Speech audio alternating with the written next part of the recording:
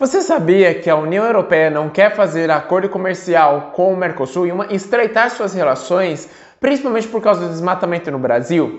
Pois é, nessa aula de hoje eu vou falar sobre o aquecimento global e também sobre as relações geopolíticas e interdependências do mundo e dos países. E em primeiro lugar, eu vou falar um pouquinho sobre essa relação, ou inter-relação entre os países do planeta Terra e também como que esses países eles acabam criando relações, até mesmo para aproximação geopolítica e também como é que cai no seu vestibular.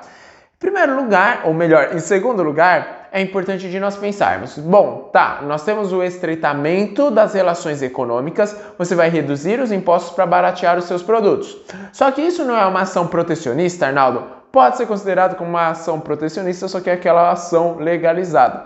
Na verdade, o que vão falar? Não, mas olha só, o bloco econômico não é uma ação protecionista para o país. É verdade, só que é uma ação protecionista para o bloco econômico. Por quê? Porque você vai reduzir as tarifas alfandegárias internas e possivelmente você vai tabelar o preço das tarifas externas entre o bloco econômico. Em primeiro lugar, nós temos a zona de livre comércio, depois nós teremos a união aduaneira, tá bom?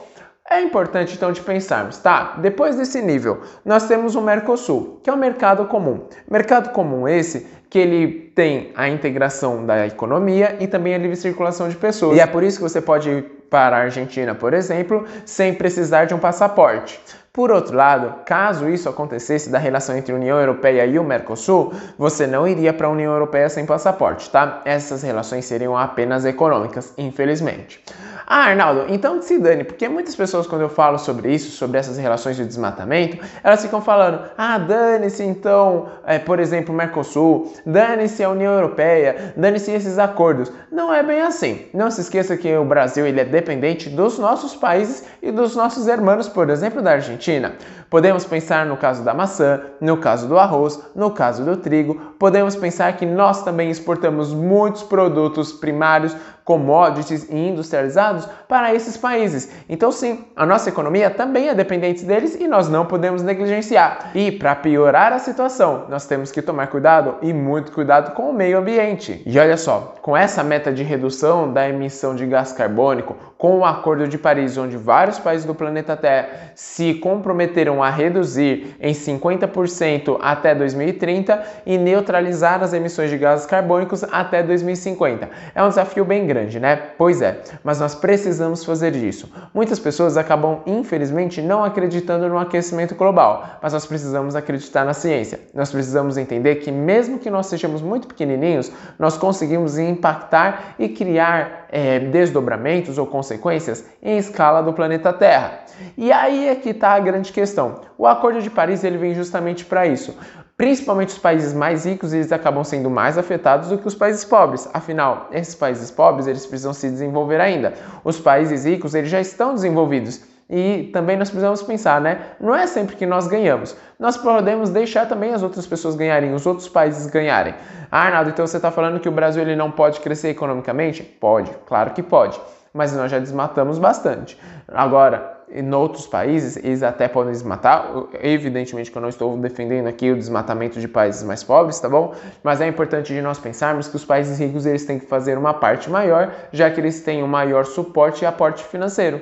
Assim, podendo aplicar em mais tecnologias do que os países pobres. Não adianta. O que são 100 mil reais para um país rico é muito diferente do que 1.000 reais para os países pobres, tá bom? Para os países pobres, 1.000 reais pode pesar muito mais do que 100 mil reais para países ricos. Arnaldo, mas quais seriam as vantagens quando nós estamos pensando nesse comércio? Além da relação geopolítica e diplomática que nós teríamos com a Europa, muitos produtos importados eles seriam ou ficariam muito mais baratos. Não vou falar e nem entrar no mérito do chocolate suíço, tá bom? Mas eu estou falando de outros produtos tecnológicos, vários produtos industrializados que ainda não tem aqui no Brasil. E aí nós temos que importar da China, dos Estados Unidos, mas esse acordo ele poderia reduzir bastante os preços. Além disso, nós precisamos pensar sobre a questão do desmatamento. Muitas pessoas elas acabam negligenciando que, de fato, nós precisamos preservar a vegetação. E dentro do aquecimento global é o seguinte, quando você tem a emissão de gases estufas, esses gases eles podem acabar retendo boa parte do nosso calor, tá bom? Os raios solares eles conseguem entrar. Quando eles batem na superfície, uma parte é absorvida e transformada em calor e emitida para a atmosfera. Esse calor que é emitido, ele não consegue sair por causa justamente desses hidrocarbonetos, como um caso. E aí o que vai acontecer? A temperatura do planeta vai subir, o nível do mar vai subir, as geleiras derreterem e nós podemos ver, olha essas notícias extremamente atuais. China passando um período de verão extremamente seco e uma onda de calor muito intensa na Europa, não é mesmo? Então é importante de nós sempre observarmos de maneira crítica o que está acontecendo com os países, o que está acontecendo com o planeta Terra, beleza? Agora não se esqueça, tá? Toda essa relação, ela tem interesse. A Europa, ela vai ter interesse nas commodities brasileiras. Não se esqueça que a União Europeia é o segundo maior mercado consumidor do Brasil. Só está perdendo para a China. Em terceiro lugar apenas que nós temos os Estados Unidos. Tranquilinho? Então fique atento, fique atenta. Afinal, né, quando nós estamos falando de blocos econômicos, eu fiz uma boa redução. Só um detalhe, tá? Qual a diferença do Mercosul para a União Europeia? O Mercosul você tem livre circulação de pessoas, assim como na União Europeia. Só que na União Europeia nós vamos ter União Econômica Monetária, ou seja, uma moeda única para os países que quiserem adotar. E fique atento, fique atenta na questão do Brexit, tá? Vou deixar um vídeo aqui no final, justamente para você saber tudo sobre o Brexit e como pode cair no seu vestibular. E já aproveita, curte aqui o vídeo, se inscreve no canal e compartilha com seus amigos e suas amigas. Grande abraço, até a próxima. Falou, vestibulando e vestibulanda, se cuide!